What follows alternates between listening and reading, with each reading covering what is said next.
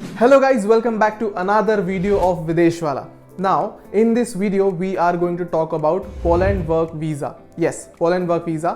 हम इस वीडियो में जानेंगे कि कितने टाइप के वर्क परमिट्स होते हैं पोलैंड के लिए, क्या क्या डॉक्यूमेंट्स लगते हैं, क्या प्रोसेस है, क्या क्या वैकेंसीज हैं और कितनी फीस आपको लगेगी इस सब के लिए. So stay tune till the end.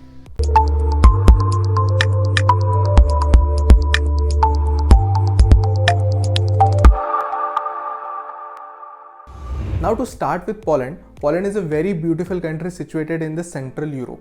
अब पोलैंड के साथ सीन ये हुआ कि after Covid Poland took a very serious hit. तो पोलैंड की जितनी भी लेबर क्लास थी, जितनी भी वर्किंग क्लास थी, they started to move out. वो लोग यूके जाने लगे, यूएस जाने लगे, अदर यूरोपियन कंट्रीज में जाने लगे, जिसके कारण पोलैंड का खुद का वर्क फोर्स कम हो गया. तो इसी के लिए पोलैंड ने इन सारी वैकेंसीज को भरने के लिए इंटरनेशनल वर्कर्स के लिए ये सब ओपन कर दिया है. तो पोलैंड में बहुत सारी अपॉर्चुनिटीज़ बढ़ गई हैं मेनली और बहुत अच्छे तरीके से फ्रेशर्स के लिए. तो फ्रेशर्स कैन अप्लाई देयर और उनके पास में क्योंकि बहुत सारी वैकेंसीज है तो फ्रेशर्स अब बहुत अच्छे से अप्लाई कर सकते हैं. उन्हें कोई वर्क एक्सपीरियंस की ज़रूरत नहीं है, एजुकेशन की ज़रूरत नहीं है, and they can apply very easily. और इसीलिए पोलैंड का वीज़ा रेशियो भी बहुत ज़्यादा अच्छा है. It is around 100%. Now let's discuss types of work permits in Poland. अब पोलैंड में अगर आपको काम करना है तो आपको वर्क परमिट के लिए अप्लाई करना पड़ेगा. तो पोलैंड में 5 टाइप्स के वर्क परमिट्स होते हैं जिसके अंडर आप अप्लाई कर सकते हैं आपको अगर पोलैंड आना है तो. The first one is permit ए.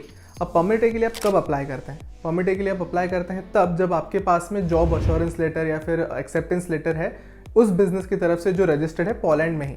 तो इस ऐसे केस में आपको परमिट ए के लिए अप्लाई करना पड़ता है. परमिट बी के लिए आप तब अप्लाई करते हैं जब आप एज अ बोर्ड मेंबर किसी कंपनी में एम्प्लॉयड हैं और आपको वो कंपनी पोलैंड भेजना चाह रही है 6 महीने से ज़्यादा के लिए नहीं. तब ऐसे केसेस में आप परमिट बी के लिए अप्लाई करते हैं. The third one is permit C. ना परमिट सी में क्या होता है, जब आपका एम्प्लॉयर आपको पोलैंड भेजना चाहता है उसी कंपनी की पॉलिश ब्रांच में काम करने के लिए not more than for 30 days. तब ऐसे केसेस में आप अप्लाई करते हैं परमिट सी के लिए.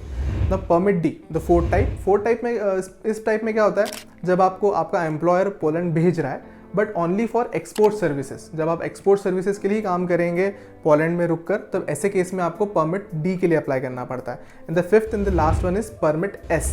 परमिट एस बहुत ज़्यादा क्लासिफाइड होता है सिर्फ एग्रीकल्चर, हंटिंग और फिशिंग ऐसे कुछ सेक्टर्स के लिए जिसके अंडर अगर आप काम करना चाहते हैं पोलैंड में आकर तो आपको अप्लाई करना होता है परमिट एस के लिए. Now let's discuss what are the documents you gonna need to apply for Poland work permit.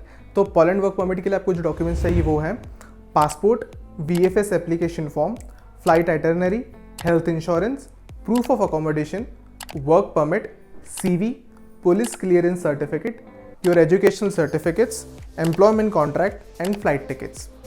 Apart from that जो वीज़ा एप्लीकेशन फ़ीस आपको लगेगी वो लगेगी 80 यूरोज़ के अराउंड और VFS चार्जेस आपको लग सकते हैं 936 रुपीज़ के अराउंड. इंक्लूडिंग आप क्या सर्विसेज लेते हैं VFS से उसके अकॉर्डिंग फीस कम ज़्यादा हो सकती है. नाउ पोलैंड में construction site workers, food processing, truck drivers, in IT, in every field बहुत सारी जॉब वैकेंसीज अवेलेबल है. तो आपके पास में बहुत सारी अपॉर्चुनिटीज़ है जहां आप अप्लाई कर सकते हैं पोलैंड के अंदर.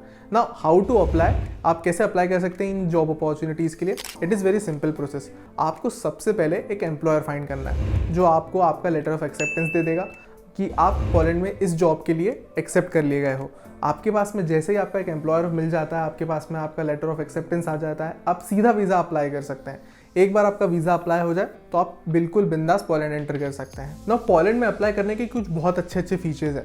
पहला है आप ECR और ECNR दोनों पासपोर्ट होल्डर्स इसमें अप्लाई कर सकते हैं. तो अब ये दो चीज़ें क्या होती हैं? ECR यानी इमिग्रेशन चेक रिक्वायर्ड और ECNR यानी इमिग्रेशन चेक नॉट रिक्वायर्ड. इन दोनों टाइप के पासपोर्ट होल्डर्स भी पोलैंड के लिए अप्लाई कर सकते हैं. अपार्ट फ्रॉम दैट आपको इंटरव्यू देने की भी ज़रूरत नहीं होती. ना आपको आपके एम्प्लॉयर को इंटरव्यू देना है, ना आपको आपके एम्बेसी में इंटरव्यू देना है. आपके पास में एक बार वर्क परमिट है तो आप सीधा पोलैंड के लिए वीज़ा अप्लाई कर सकते हो. आपको वीज़ा भी मिल जाता है बहुत ईजी प्रोसेस के थ्रू.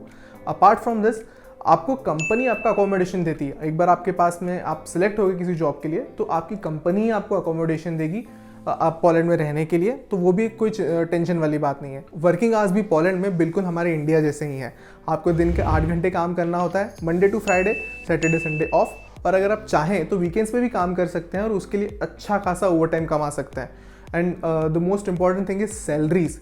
जो पोलैंड में सैलरीज हैं, मिनिमम वेज बता रहा हूँ मैं आपको, तो मिनिमम वेज है 3,500 to 6,000 Polish zlotys, which is around 72,000 to 1,20,000 rupees. So it is good salary. Now let's talk about the job portals जिनके थ्रू आप पोलैंड में अपने हिसाब की जॉब ढूंढ सकते हैं। तो मैं आपको कुछ बड़ी बड़ी साइट्स के नाम बता देता हूँ, रेस्ट विल बी लिस्टेड, जैसे कि LinkedIn, Indeed, golden line, gowork.pl, praka.pl and apart from this polish government की खुद की साइट है government.pl, जिसके थ्रू आप ये पता कर सकते हैं कि अभी पोलैंड में कौन सी वैकेंसीज हैं और कितनी वैकेंसीज है, किस फील्ड में है। तो यहाँ से आपको सारा डाटा मिल जाता है। Once you get your permit then आपको आपका TRC भी मिल जाता है, टेम्परेरी रेसिडेंट परमिट, वो भी आपके एम्प्लॉय के थ्रू ही आपको मिल जाता है। तो आपको अलग से कुछ प्रोसेस करने की उसके लिए ज़रूरत नहीं होती है। तो इस टोटल प्रोसेस में जो टाइम लगता है it is around 4 to 5 months, 4 से 5 महीने के अंदर आपको आपका वीज़ा भी मिल जाता है और you are ready to go to Poland.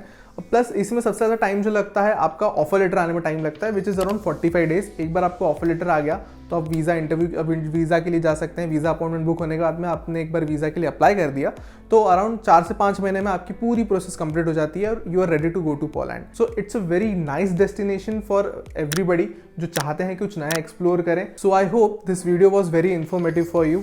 So for such more informative content subscribe to Videsh Wala. Thanks for watching.